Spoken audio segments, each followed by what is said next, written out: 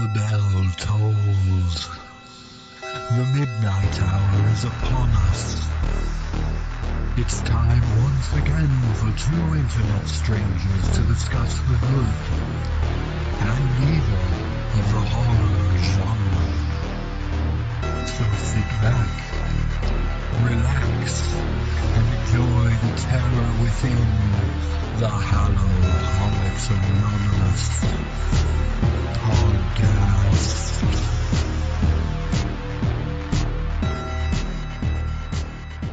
So, as you see, I know where we are because I'm using the map and you're using the compass.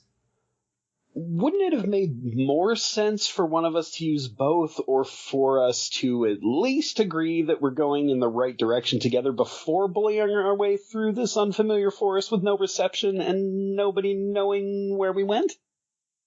You see, that's where you always mess up, Corey. Everyone knows that if you want to navigate, you've got to make it as convoluted as possible so everyone feels like they've done something useful.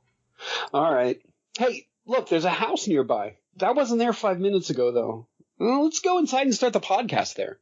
Hi, I'm Maddie. And I'm Corey. And this is Hallow-Holics Anonymous, a show dedicated to all things horror and occasionally Halloween. And sometimes a bunch of really crap movies that you thought were good at one point in your life, and you still kind of think one of them's good, but not the one you expect. Exactly, and then sometimes you're really late to updating your show when you're running it, and while you say it's going to be like an event for October, and you haven't even changed the titles in the episodes, it turns into a November thing. Yeah, so Halloween's all year round for us guys, and we're also very busy with work, school, possibly getting fired from our jobs. 2020, baby. Yeah, 2020. There's a lot going on. So actually, I have extreme job security. I work in a liquor store. That's true. So yeah, there's a lot going on, but you'll listen to these when you'll listen to them, and you'll be happy about it, damn it. Now, we just decided for October-vember that we were going to do found footage, right? It's and we just threw it out there. Yeah. Novtober? October. I like October better. October, yeah.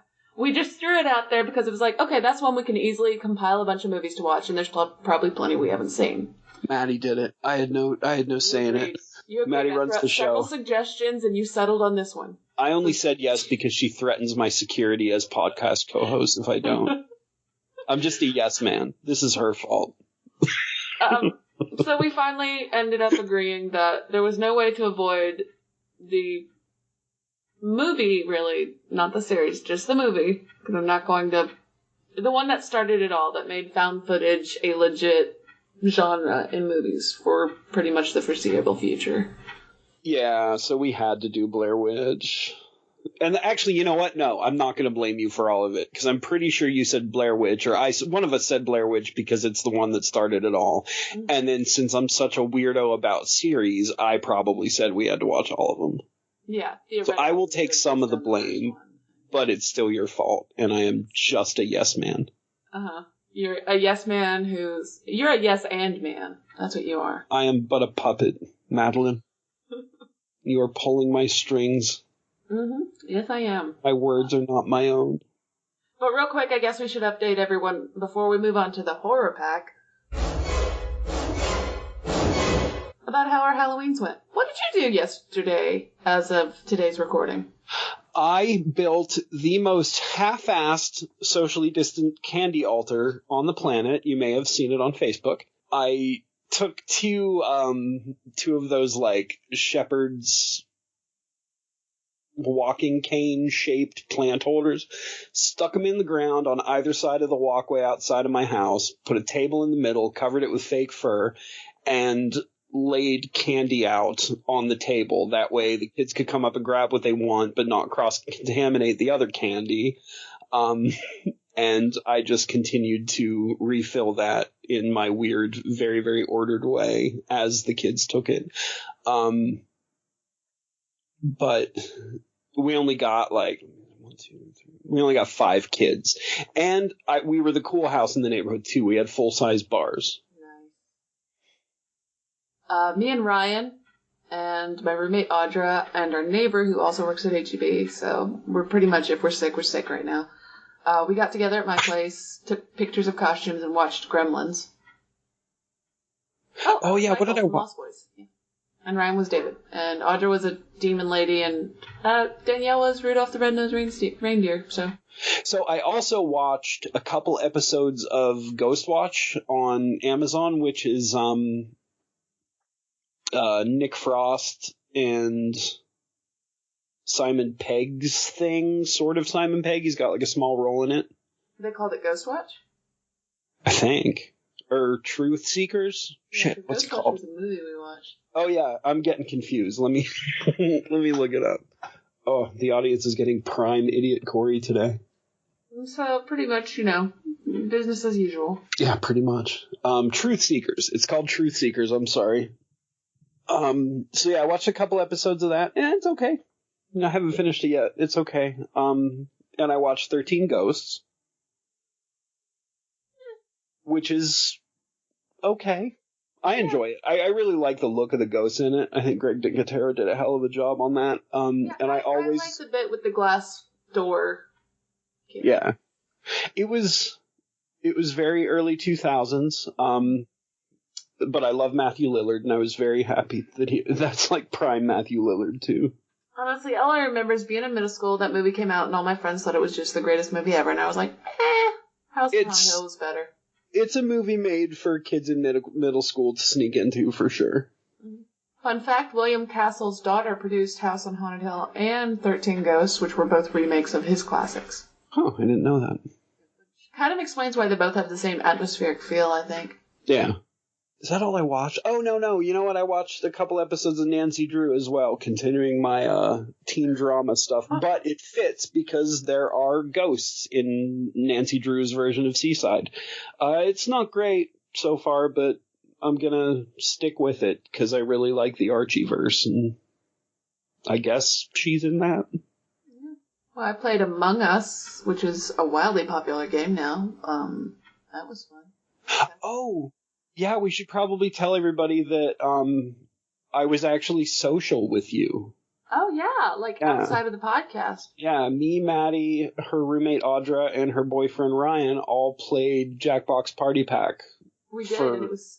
and 3 hours. My friend in Japan. Oh, right. Through, yeah. The old host, yeah. Got to meet one of the old hosts. That was super fun. That was seriously it was the most social weekend I have ever had in 10 years, because I actually went to an outdoor semi-socially distant gathering the night before.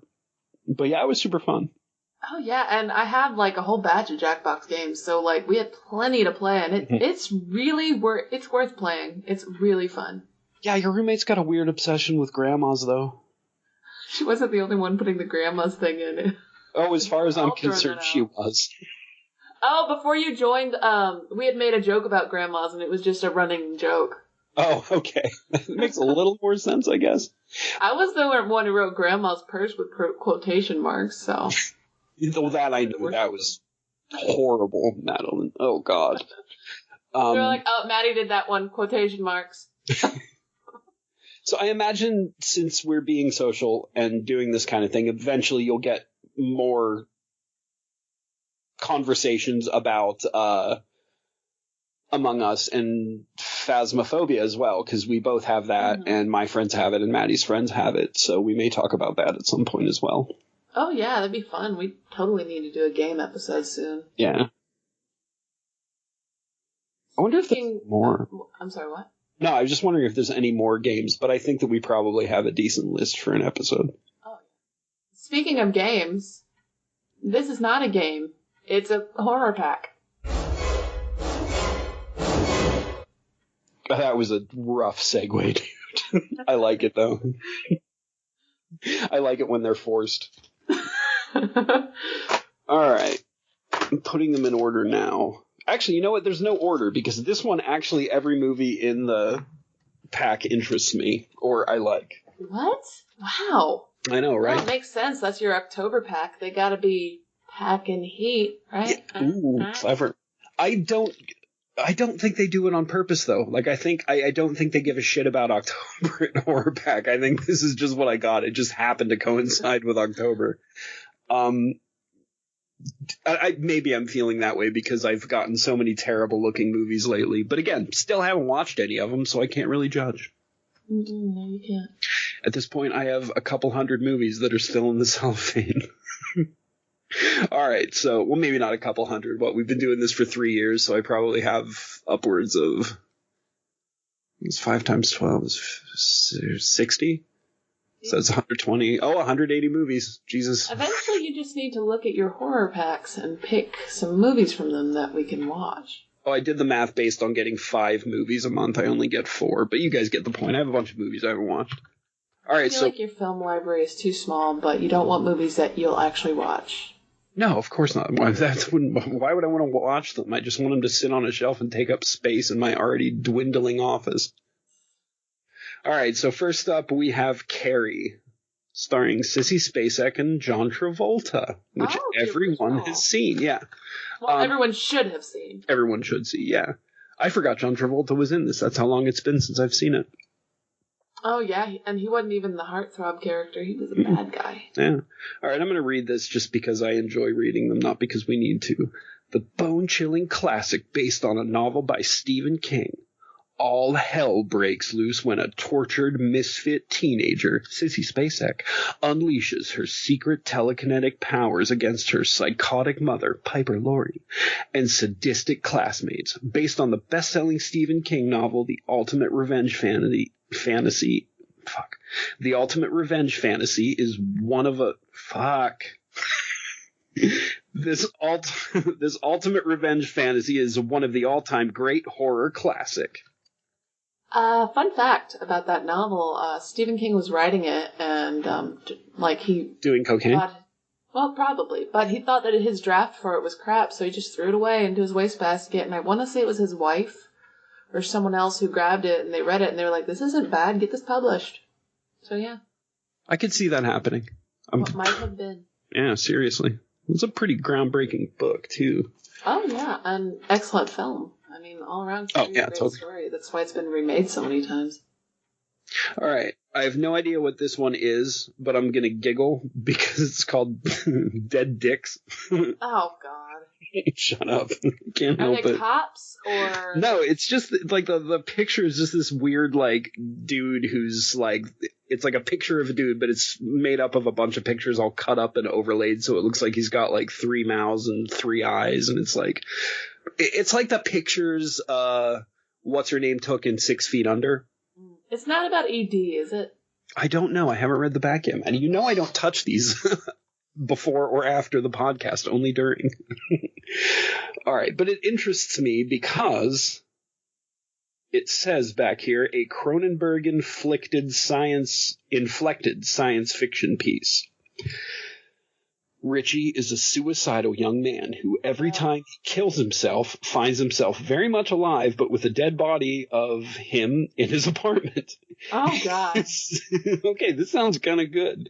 His sister comes to the rescue, but as the bodies pile up, the pair think that a vagina-like opening in Richie's bedroom might hold the answer. Maybe it would. Yeah, that is very Cronenberg-y. Yeah, this sounds really good. Killing yourself, Richie. Okay, I must have lied. I must have read the back of this before the podcast because I definitely know I wanted to see all of these, and I must have read that and forgot. All right, this one, the only reason I wanted to see is because I saw something about it somewhere, and I don't know if it's good. It's the Horror Pack limited edition this month, so it's probably not good, but I saw something recently that made it look good. Anyway, it's called The Barn. Okay. The Barn is a love letter to everything that there is to love and fear on Halloween. Oh, I should have watched this last night. There's no tagline. Halloween's year-long for us. So. That's true, so I can watch it any day. This is a long one. Let me get ready, everybody. It's Halloween, 1989, and best friends Sam and Josh are trying to enjoy their last Devil's Night before graduating high school. Oh! Wait, is this Australian? I don't know. John, the names are Mitchell Mussolino and Will Stout. Are those Australian names? No, I remember there was an Australian production of a Halloween movie, and this sounds really familiar, and it was excellent. I don't know, but I actually read ahead just now, and it actually gets better. Trouble soon arises when the two pals and a group of friends, played by a bunch of people I don't know, take a tour on their way to a rock concert, finding an old abandoned barn and awakening the evil inside, the Boogeyman. Hallowed Jack and the Candy Corn Scarecrow. This just keeps getting better. I might watch this tonight. Now it's up to Sam and Josh to find a way to protect their friends and defeat the creatures that lurk within the barn. But that's not it, Maddie. I was thinking about a different movie. Check this out. Featuring appearances by Scream Queen Linnea Quigley, Ari Lehman, who apparently played Jason Voorhees at some point. But dude, Linnea Quigley's in this. I'm totally watching this as soon as we're done with the show. I think I've seen a trailer for this, and it looks really fun. Yeah, here, listen. I'm even going to open it. Oh, man, that ASMR. Can you do that one more time for the listeners?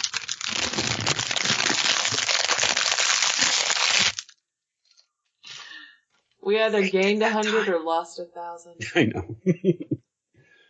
Yeah, dude, that sounds really good. Like, this sounds exactly like it's retro. It's got Linnea Quigley in it. It's probably super gory. It's got ridiculous bad guys' names.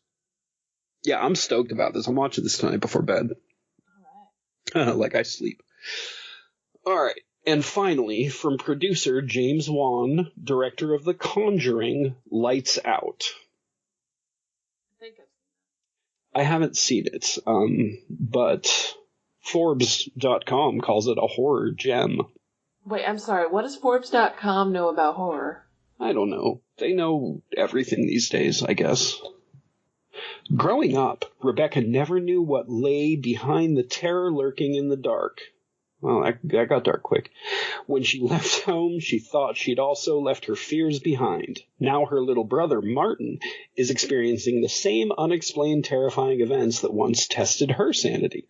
A supernatural entity with a connection to their mother's past is haunting them. And as Rebecca gets closer to discovering the truth, her life and the lives of those around her are in danger once the lights go out.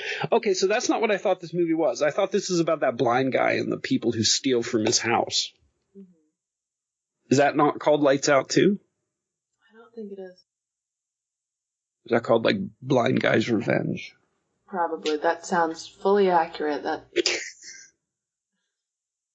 right, so yeah, that was Horror Pack. I'm not even going to bother saying I'm going to keep it another month because you guys know I'm going to keep it forever until I'm too poverty-stricken to afford whatever I pay for it. I think it's like $25 a month. Until he's like one of those two blind brothers who, like, one of them was found dead in his apartment, buried under all the newspapers they'd hoarded for years. It'll be Horror Pack DVDs. Yeah, probably. You know what, Horror Pack, if you're listening, you could just sponsor me and I'd start, like, not making fun of you as much. I'm totally willing to sell out for free movies. My price tag is low. I mean, honestly, he'll sell out even for nothing. No, they need to at least give me a few movies. You know what? No, I wouldn't sell out just if they gave me the 4 Blu-ray package and the 4 DVD package and all the special crap that comes with it, then I'd sell out for that. It's up in the ante. Yep. You gotta have pride in yourself, Maddie. You gotta always be closing and synergy and other such business terms. Yes, exactly. Which is why we're only going to show or listen to one of the trailers for the Blair Witch trilogy, since we're going to hit all 3 films, and all 3 trailers would be a bit excessive, I think. Better be the trailer for 2 then. Oh, you want to watch the trailer for 2? That makes sense. 2's the only trailer that really matters. Because it's the only movie I give a shit about in this trilogy. Oh my god. Okay, well... And even that's stretching it. Okay. We don't have to. If you'd rather watch I'd rather watch 2. If we have to do a trailer, I think it should be 2. Okay. I just want to apologize. Okay. Yeah, because watching this one, you just have to see what's her name's snotty nose. Like this trailer is just her with a cold. I'm so sorry. Because it is my fault. Damn right, it's your fault. Go chasing witches in the Maryland wilderness. I know. In October of 1994, 3 student filmmakers disappeared in the woods near Burkittsville, Maryland. A year later, their footage was found. Oh, I like that sort of Jigsaw voice. Oh, thank you. I didn't even use my processor for that. And just try to put together some pieces to this puzzle. Okay, that's cool. Some of that right there is the stuff they used in their viral marketing. Mm-hmm. Oh, we're going to talk about viral marketing. Yeah. Because they went crazy with viral marketing. Oh, dude, like, no other movie has done or can do it since and in the foreseeable future. Yeah, actually, glad you said that, because it reminded me I needed to have one more thing. Actually, I'm not going to put it on my tablet. That's for notes. I'm going to do it on the computer. Since we're going to be hopping around, let's go ahead and just watch the Part 2 trailer now. Okay, give me 1 second, though. I need to clickety-clack. He just likes the sound of the keys, guys. There's no other reason. Yeah, I'm not actually doing anything. No, I was telling you that so you could edit it out. I was being professional, Maddie. God. Just don't understand me. Last summer, after the crowds left, 5 strangers returned to the woods to uncover the truth. God. But one of them has a secret. Oh, it's so 90s. Curse. You know, if you don't believe in the Blair Witch, then why the hell did you bother? Oh, yeah, this was riding the Blair Witch train, dude. This fall, just in time for Halloween, the witch is back.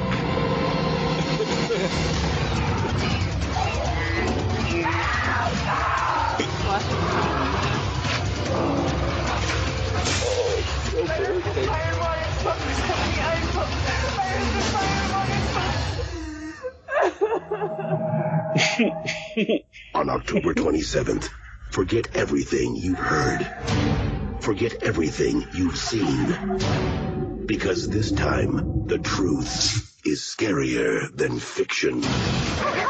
Blair Witch Book of Meta.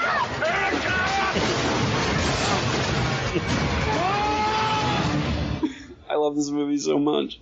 A brutal murder in the Black Hills discovered today. In the past year, the Black Hills area has been overrun with movie fans wanting to get a glimpse of where the Blair Witch Project was filmed. You couldn't make a movie like this now and get away with it being serious. Like, you would have to call it a comedy. Oh, yeah. Well, it would have to be, like, subverting genres now or something to do something like that. But to start with the first one, a group of grad students trying to make a documentary about a famous massacre in the woods. Go to the woods. And bring cameras. And it was the 90s, so all the cameras were super big and heavy, which is something we'll touch on later, which makes this even less believable for me. And, like, 2 of them are actually friends, which, like, you get the impression they've probably been casual friends, you know what I mean? And the third one's just... You think they were... Oh, yeah.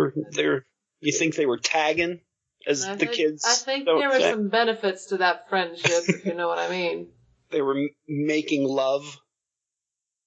I'm going to make this as weird as possible. Let's keep going.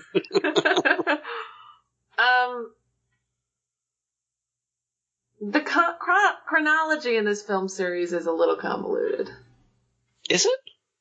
Well, that's the first story, and then the second story pretends that it's a movie within a movie, and that the Blair Witch was a movie in that universe, right? No. And then they go into They're all in the Blair Witch universe. They're all in the same universe. The first one happens, the second one happens, but it's a retelling of what happened. I think there's like a disclaimer at the beginning. Well, then, and then the third one pretends the second one didn't happen, and it just follows up the first one. Well, it doesn't mention the second one. The second one, it doesn't matter to the third one if the second one happened, because the second one the third one is only happening because dude is related to what's-her-name from the first one.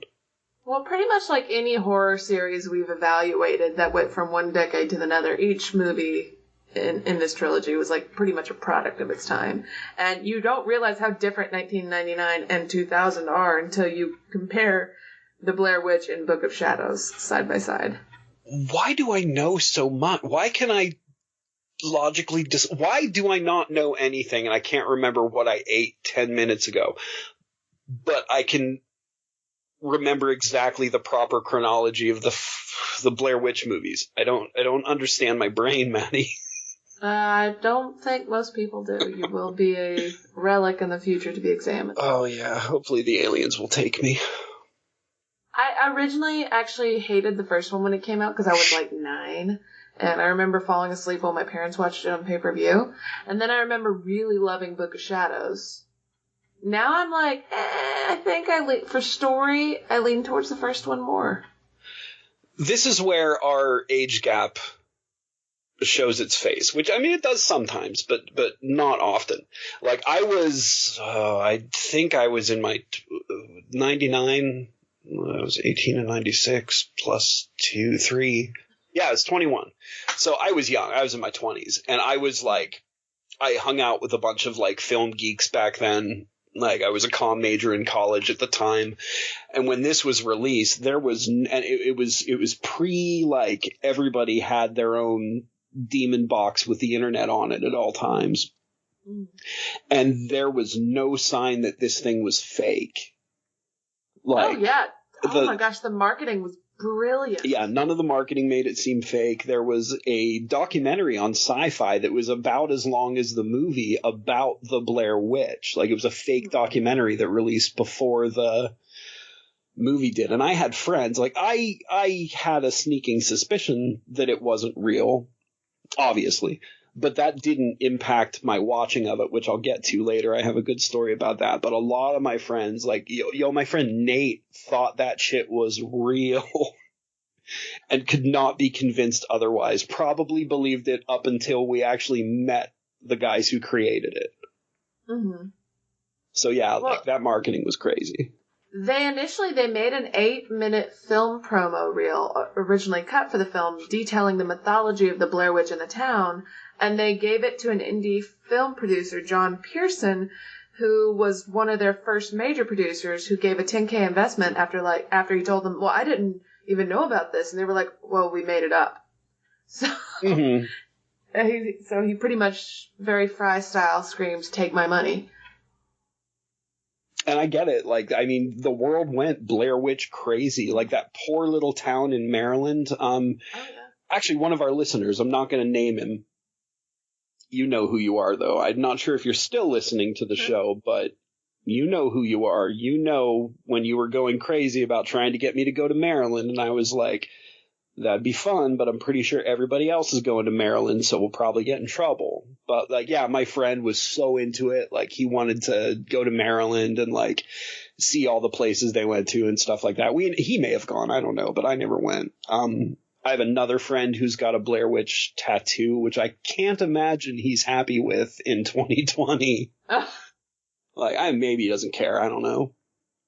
Well, they did, like, all kinds of great stuff for the Blair Witch Project. I guess I should identify their names. Daniel Myrick and Eduardo Sanchez, who directed and wrote the script. They made, like, waterlogged high 8 tapes, damaged photos of, like, the reels they found. They did all kinds of great stuff. Their 8-minute promo film was used in a show on IFC called Split Screen, which referenced the movie's forum that they created in their website so viewers could ask questions. And that went really far into making it viral. And, you know, you got to remember, this isn't the early days of the internet, like Jumping Jack Flash MS-DOS style, but it really was when the internet became a thing for people. Yeah, this was like normal people were using it. This was like Napster and Netscape guys. Let me try that again. This is like Napster and Netscape days, guys. This is when Dig was just getting started. This may even be pre-Reddit. Yeah. Oh, this was before Reddit was a thing, before Facebook, MySpace. Yeah, yeah. Yeah, it was people were just beginning to understand what the concept of social media, of using forums. I think MySpace might have existed. I don't care enough to look it up, but I think I had a MySpace back then. Well, but this was like AOL Instant Messenger days. It wouldn't have been popular in 99 because I don't remember MySpace really exploding until 04. Okay, maybe it was later then. I just remember, like, I was on AOL Instant Messenger a lot. There was another one that I was on all the time as well. Forget what it's called, though. Another great thing they did is they made 35mm copies for Sundance and encouraged people to bootleg and share the film. They were like, please, steal our movie, share it with everybody.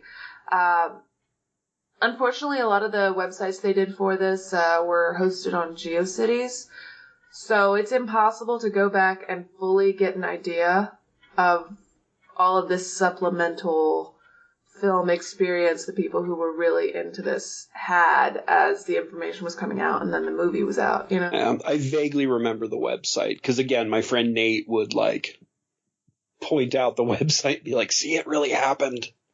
Yeah, and it's crazy because, like, can you think of any other movie where the producers decided to start talking to the fans, like, as an experience related to the movie? It's such a crazy thing, and again, like I said, it wasn't done before, and it hasn't been done since. It can't really be done again. I don't even know if the new one even attempted to do any of that for nostalgia's sake. I just didn't even care about the third installment. And I mean, I didn't even watch it when it came out in 2016. Like, I didn't care about it until we brought it up for the show.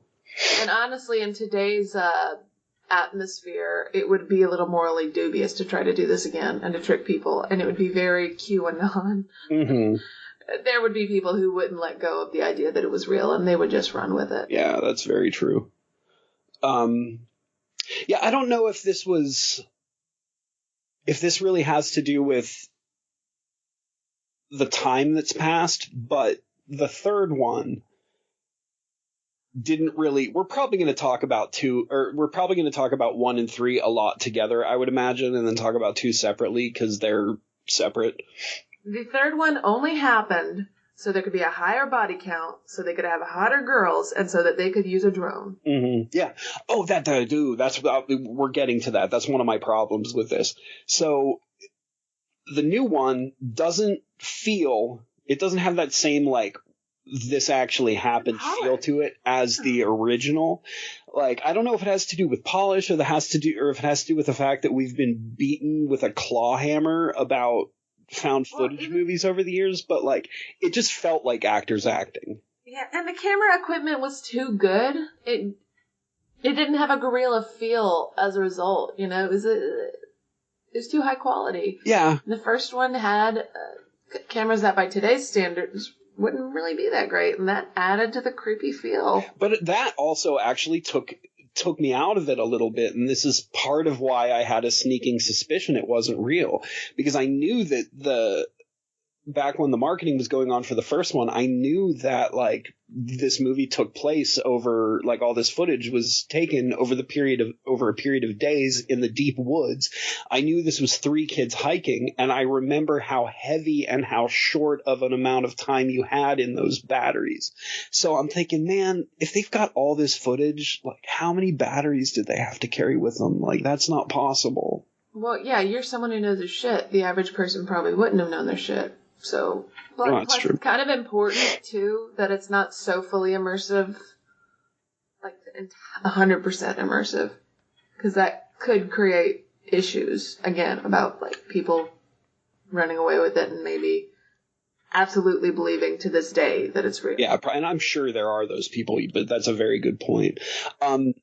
Yeah, 3 definitely felt too polished, and the whole time I'm trying to watch it, I'm like, yeah, it's going to look like this, because everybody and their mother has a 4K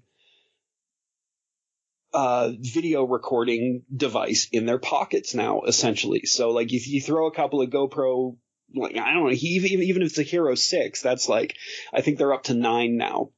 So even a Hero 6, it takes away from the atmosphere.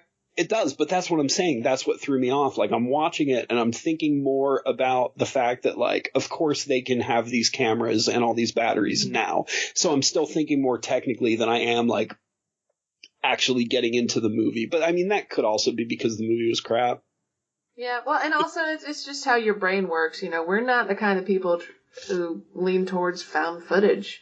And to call part 3 found footage, it is and it isn't. And it didn't help that they had one recognizable actress in it. I did like when that one, like, little doll was broken. I liked that bit. That was probably the only part of the movie I enjoyed. I was like, oh, that took me by surprise. Mm-hmm. That's about it. Oh, yeah, that's the actress I'm talking about. I'm trying to find her name. Valerie Curry. Mm-hmm. She played, I think, Talia? Yeah, Talia. That scene was cool when, like, they broke the doll and she just crumpled. That was dope. In a way, the 90s vibe of Part 2 reminded me of Warlock 3 if it had been even remotely worth watching. Oh, God.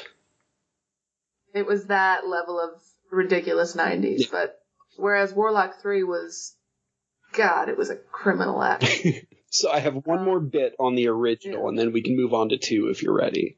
Oh, yeah. I mean, unless you've got, I'm cool with hopping around because it's all in the same universe, and let's just hop around and have fun with this chat. Yeah, that's true. There's a whole bunch of trivia, too. Not that we're going to go through any of it. All right, so I went to see this for the first time. Like, I didn't even have a driver's license yet. I didn't start driving until I was 23 or 24. So me, my sister, my dad, and my mom, like all 4 of us, it didn't play in my little town, my little college town here. So we had to drive about an hour away to the town over to go see it. And I live I'm in a college town, but it's surrounded by rural areas, and there's a lot of woods to drive through and stuff. And like I said, I had a pretty good feeling that this movie wasn't real. You know what I mean? Like, I do believe in supernatural stuff. Like, I believe in everything. But I didn't believe fully in the Blair Witch, but I was open to it at the time. Well, let's be honest. If it was real, it would have been on the news. It wouldn't have been on... Right. That's true, too. So we went to see it. We drove an hour away. Family outing, great. My family, everybody experienced something that other people reported. Like, my mom got sick, like, we were all scared at points, like, the end terrified all of us. But I remember distinctly the entire ride home. There's like a 20-minute stretch of that drive that is just through the woods. And I was absolutely terrified driving home. And I think to this day, like, I spent a decent amount of time alone at night in the woods. Like, I go camping. Mm-hmm. And I still occasionally get this little bitty twinge of fear in the back of my brain that I attribute to the original Blair Witch. So it did affect me, that kind of brings me back to another thought I'd had, in that this was the cultural phenomenon for the 90s that The Exorcist had been for its time. Oh, for sure. For how it impacted audiences.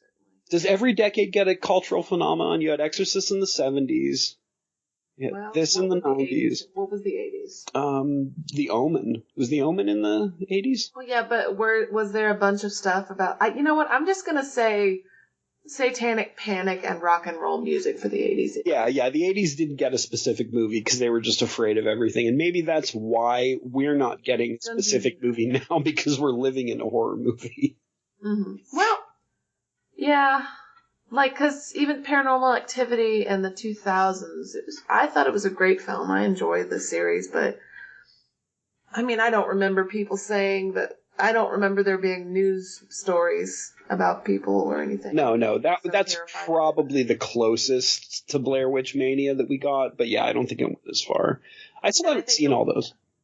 The way that social media and how we interact has evolved, I don't know if we can have those kind of experiences anymore with film. Yeah, at least in a way that is overly positive. Again, with the exception of the people in that poor little Maryland town, I think that, like, the weird shared Blair Witch experience that everybody went through in 99, 2000 was overall positive. You know what I mean? I think if it happened now, like you said, you'd have, like, Q drops about it and stuff like that. There would probably be murders because of it. And I'm not saying that stuff like that didn't happen back then too, but it seems more likely to happen now. And again, I'm not blaming movies for this. I'm blaming people for this. People are generally terrible and insane. I'm blaming too many people just putting it on the lulls, doing everything for the lulls and then just stoking mental health issues to a roaring fire. Oh, yeah. Yeah, for sure. Heather Donahue's mom, the girl who played Heather, her mom got sympathy cards after this movie was released. That sucks. Well, the producers advertised themselves as representative for the parents of the missing kids to get their documentary out into the world.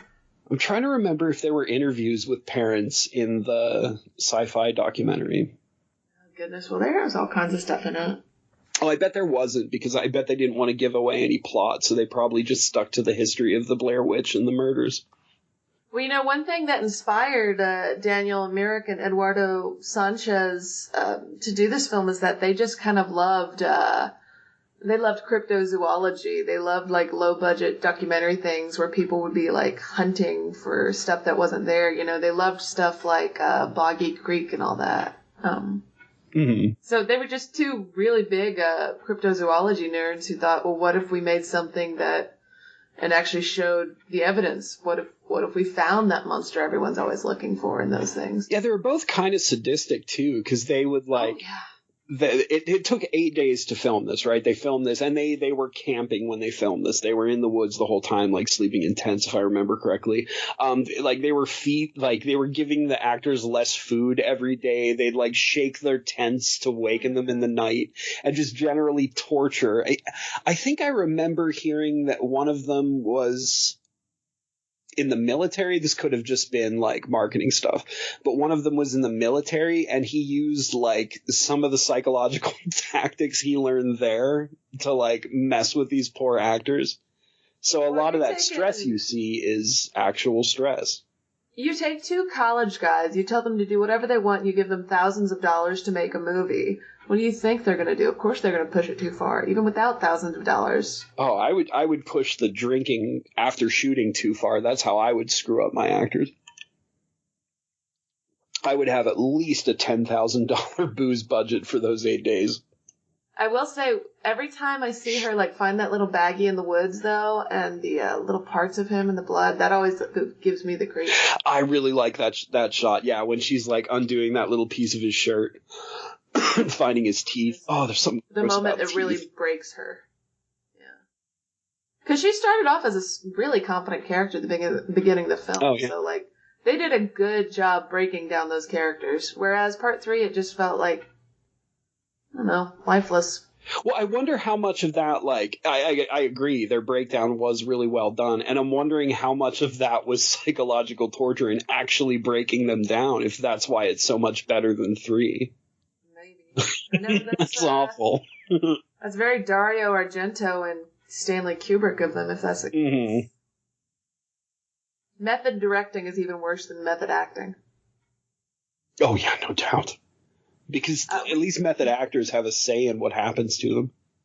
Yeah, so we probably should explore part 2 just a little bit more, because we focus so much on the marketing and everything for part 1 and talk about how much we hated part 3. Yeah. So, okay, part 2... Okay, when I was younger, part 1, I loved it. It was my favorite. I thought it was great. But going back now, like, part 2 is where it's at, dude. Like, it's so terrible and great. I love it so much. I think it takes you back to being that age. For me, it just... I never stopped being that age, Manny. I just stopped going out with people. I'm still that age. I just spend it alone. On the one hand, I loved how cheesy and early 90s it was. I loved that. On the other hand, like, it was also a weird period in horror films where they were like, okay, we want to make sure you hate every single person in this cast, like every single character. Forgetting the rule that you've got to like at least one person. I like the goth girl. Did you? Yeah, but that was... Did you just think she was hot? Yeah, oh God, 3 years, you know me so well. I think you're right. I think I just thought she was hot. Damn it. I thought it was cool that they called it Book of Shadows, because, that's a thing in Wicca, right? I mean, it's just a thing in general. Like, a Book of Shadows is just like a journal a magical practitioner keeps. So it's like a spell book. I think I'm more into the Book of the Dead thing. That's my favorite horror trope, I guess, at this point. Yeah, I mean, it's more fun. Yeah. It denotes a little bit more of a feeling of evil. So the second one is more like... It's more of a possession film, I guess. possession, I'd say, or like just group psychosis. I still think it's possession. I think that they were possessed. But, yeah, before we get there, I think we need to cover, they got a lot of the, like, 90s trope characters nailed down pretty well in this. They've got the goth girl who doesn't care about anything, doesn't take anything serious, and is actually the skeptic. Somehow she's an outsider, even though she's very beautiful and clearly has her makeup, like, game down. Mm-hmm. Well, which isn't weird for most of the goth girls I know. Like, you'd be surprised how long that stuff sticks on them. And the secret is hairspray. Ah. Yeah, same with the Insane Clown Posse, I think. I think that they set their makeup with hairspray, too. That's why it doesn't come off during shows. I can't believe I'm talking about Insane Clown Posse in an episode of Blair Witch. Well, I know you're a juggalo, so let's just get that out there, listeners. I'm a closet juggalo. Let's put it that way. Corey likes poorly written rap and cheap stuff. Hey, Riddlebox is a good album. Oh, there you did it. You really are a juggalo. I am. But I digress. So yeah, we've got the goth, we've got the Wiccan, the White Witch, who is there for the sole purpose of being like, witches aren't bad every chance she gets. She's pretty insufferable. It annoys me every time she asks the woods if she can have a leaf. Ugh. I do know some people who are really into that. So I'm not going to be judgy about it. Oh, I do too, and I'm not being judgy, but I will make fun of things I find funny. She was a little over the top. Yeah, she's way over the top. I have known people. I've never known anybody that's asked permission to take a leaf, but I know people who will take a leaf and then thank the wilderness. And as much as I'm all for, like, all that stuff, like... Really close to just making a disrespectful joke after I said I was going to be respectful, so... I'm not gonna. You're not gonna? No, I'm not. No. Maddie, don't censor yourself. Be terrible. Okay, when I order a sandwich, I think the drive-in delivery... Actually, I don't think that's disrespectful, because you're making a valid point. Leaves are the fast food of the forest. And Don't eat leaves, Corey. We talked about that. Who are the employees but the sticks that hold the leaves? Thank the forest if you want. Yeah, pretty much. But yeah, I've known people who have thanked the forest for stuff like that, and I have made fun of them in a nice way to their faces. So I don't feel guilty, and I don't have to. I win. Yes, you do, Corey. All right, who else do we have here? We've got the super functional married couple that just happens to have all the information on the Blair Witch. And they're doing all of this while one of them is pregnant. Right, so they're there for exposition and to be the tragedy, which you see coming a mile away. Oh, yeah. And you've got the sort of ringleader with a dark past. And I think that's it. Yeah, pretty much, I think. Yeah, I mean, you've got the jerk sheriff, but every movie has a jerk sheriff. Oh, yeah. The best jerk sheriff is in Tucker and Dale vs. Evil. No doubt. Oh, what else was I going to say about this? It just went right in and out my brain. I guess we should talk about the plot a little bit. So, this dude, like, it takes place in Burkittsville where this all happened. It's right after it's like a year after the movie released, so, like, people are still Blair Witch crazy. And this is where we kind of get into the meta of it all. Because it starts with a bunch of interviews at the beginning of people in the town talking about, like, how the first movie really made life difficult for them. Yeah, which it actually did. So... I love the old lady who was like, well, I just started selling them rocks from my garden. They just wanted to buy it. And that's exactly where I'm going with this, because, like, in any situation like this, people are going to capitalize it, and that's fine. That's society. That's where we live. So the dude with the dark past decides he's going to capitalize on it by doing Blair Witch campout tours.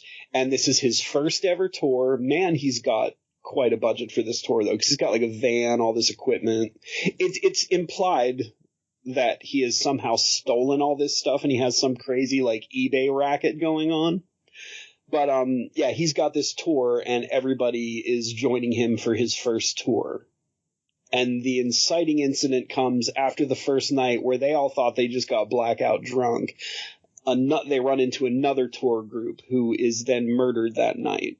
So it's sort of a murder mystery, but not, because you kind of see what's coming like halfway through the movie. It's a fun movie. Which, I mean, given what happens in it, you're like, well, wait, that shouldn't classify as fun. But it's a fun movie. It's a party movie, I think. Yeah, for sure. And that, like, I hate the song in the party scene where they're all getting blackout drunk. Like, I gotta find out what that song's called. This just reminds me off podcast. I've got to go back and talk about the soundtrack for the first movie, too. Oh, I don't even remember the soundtrack. Oh, it's because it has nothing to do with the movie, but we'll talk about that. Oh, where's it at? Here it is. No. You know, Ebert actually liked the first film, which is really rare for Ebert to like any horror film. And Stephen King enjoyed it too. The first one? Yeah. I can see that. I mean, it was groundbreaking. I say that so I can get you to talk in a Stephen King voice, however. I don't know his voice well enough. It's kind of nerdy. All right, so here it is. I would like to read the lyrics to you, Maddie, and listeners, of the party song by Queens of the Stone Age. It's called Feel Good Hit of the Summer. I'm gonna do these lyrics. Nicotine, Valium, Vicodin, marijuana, ecstasy, and alcohol, cocaine. Damn nicotine. That's that entire song. Nicotine, Valium, Vicodin, marijuana, ecstasy, and alcohol. Over and over again. I hate that song, but I love it for some reason. Now that I know the Queens of Stone Age did it, I like it even more. I just picture you, like, just doing that in the morning when you're showering, like, you know, just, like, soaping up your armpits, like, singing. No, see, I listen to that while I'm doing all those drugs, while I'm getting ready for the day. That's how I'm still alive. You need to cut back on the nicotine. Yeah. Well, I have. I have recently been indulging in one cigarette roughly once a week, usually once every 2 weeks. But that's it. But you can do as much cocaine as you want. Oh, yeah. And then cocaine's harmless. I mean, that's what Stephen King would have told you 30 or 40 years ago. Yeah. Kids, try cocaine. All right. And so you want me to read this in Stephen King's voice? Tell me how Stephen King's voice is again? Well, it's kind of nerdy, but not fully nerdy. Okay. See, the only thing I've heard him talk in is in that one episode of Sons of Anarchy, and he only says like 3 words. He usually doesn't say much. All right. One thing about Blair Witch. I sound like a little lady. No, deeper. One thing about Blair Witch. Do you sound like a lady? Fuck. One thing about Blair Witch. How was that? That's good enough. So it's not good at all. You're just giving up on me. Okay. That's how I direct. One thing about Blair Witch. The damn thing looks real. Another thing about Blair Witch. The damn thing feels real. And because it does, it's like the worst nightmare you've ever had.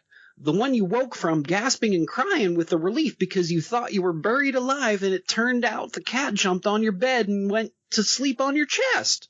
I don't know what I turned into towards the middle of that. That's the most wholesome review I've ever seen anyone write about a horror movie, for one thing. It really is. And it was Stephen King. It really is. Check this out, though. It's really, like, earthy, too. Like, one thing about Blair Witch. Damn thing looks real.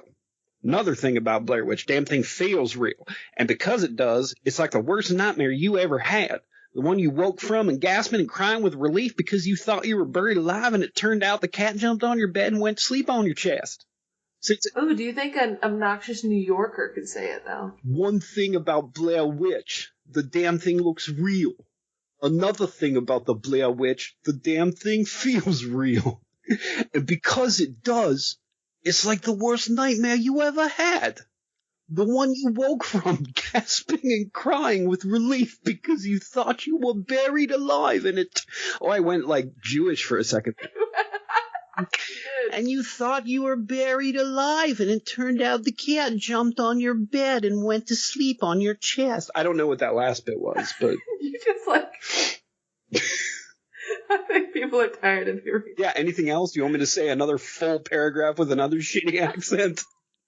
Okay, one more. Fran Drescher.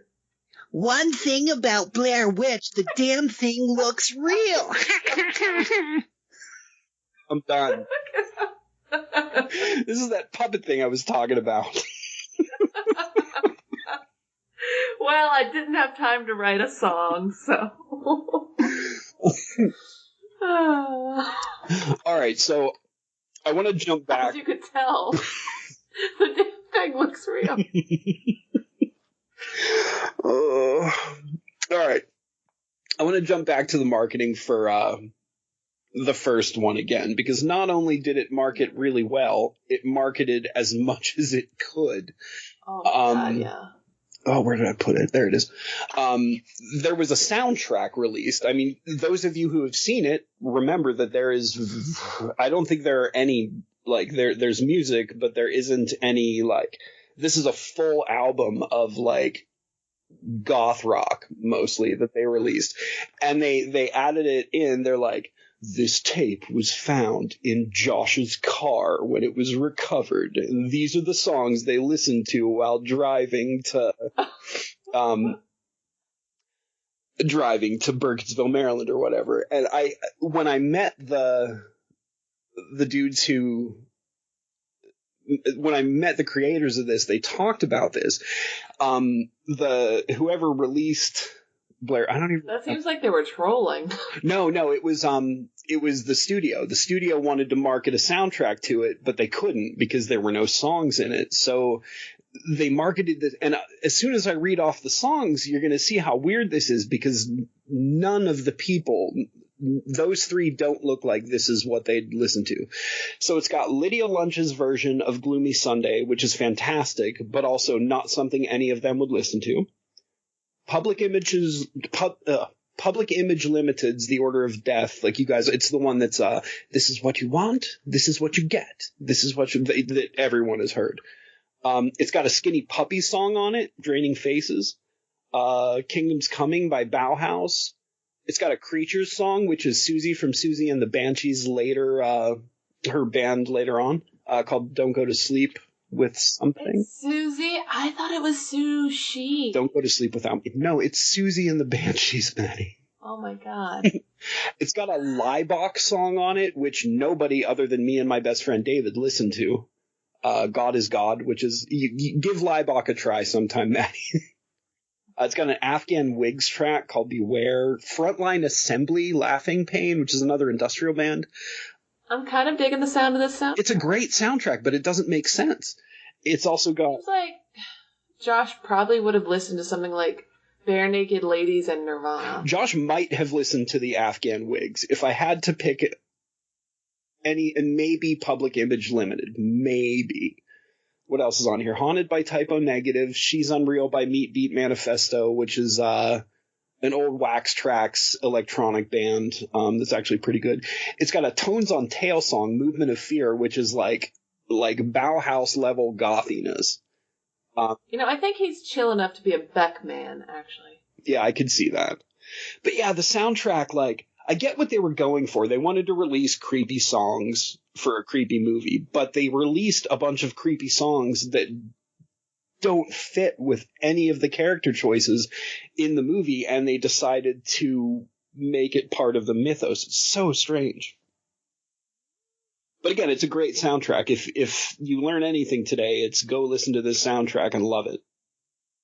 It's like, it's up there with the Crows soundtrack. Like, it's that good. Baby Driver has a good soundtrack. Not related, but... I still haven't seen Baby Driver. Oh my God, you need to watch Baby Driver. I don't want... Actually, don't listen to the soundtrack until you watch Baby Driver, because the music is a really important part. Oh, okay.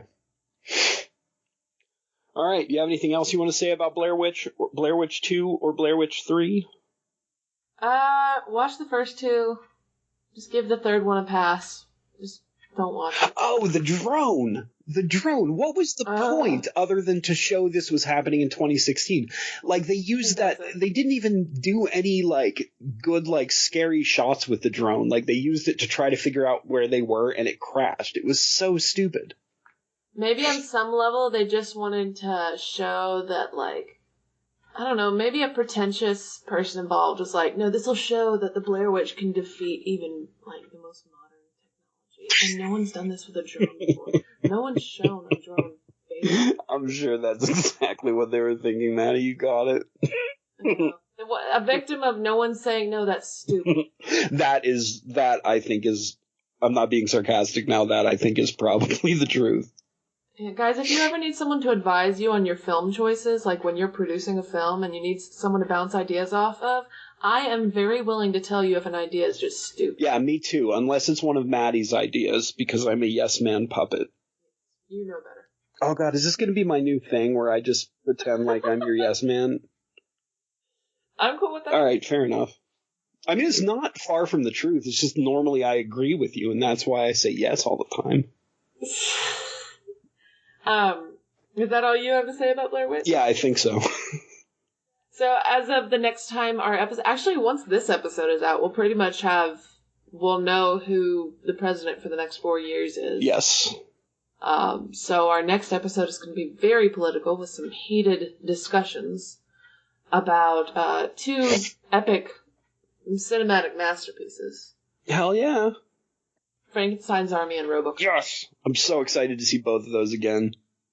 Just the original, first RoboCop, not all of the films, not the television series, not the remake, just the first one. Corey will watch it all, but we're just going to talk about it. God, I'm really not looking forward to watching the ones with, like, what did they call him, Robo-Cable or something, when there's, like, another RoboCop? And he gets a jetpack?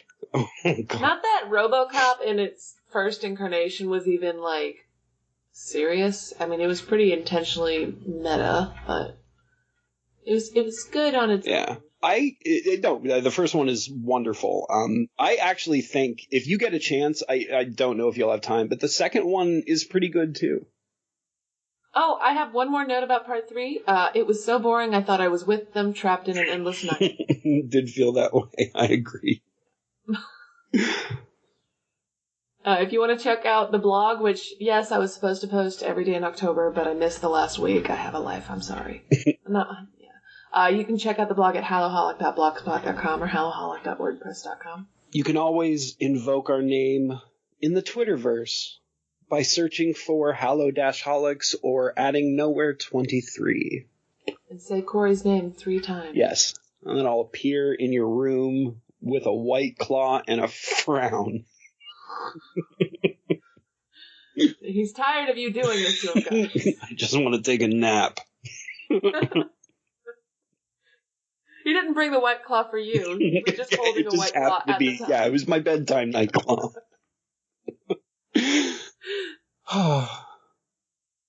Is it time for the man, or do you have one more? No, I have one more after you talk about the man. Oh, okay. I forgot that. He's not very Jesus patient. Christ, I forgot the order. So today the man is just threatening me. Oh, wait. I have one more. Sorry, man. You're going to have to wait after. He's okay. He does have an important message today, but... Okay. Well, you can email us at hallow-holics@outlook.com. That's what it was. I forgot that the email was in there. So the man is just sort of hovering above me, threateningly repeating in my ear, I hope you've all voted.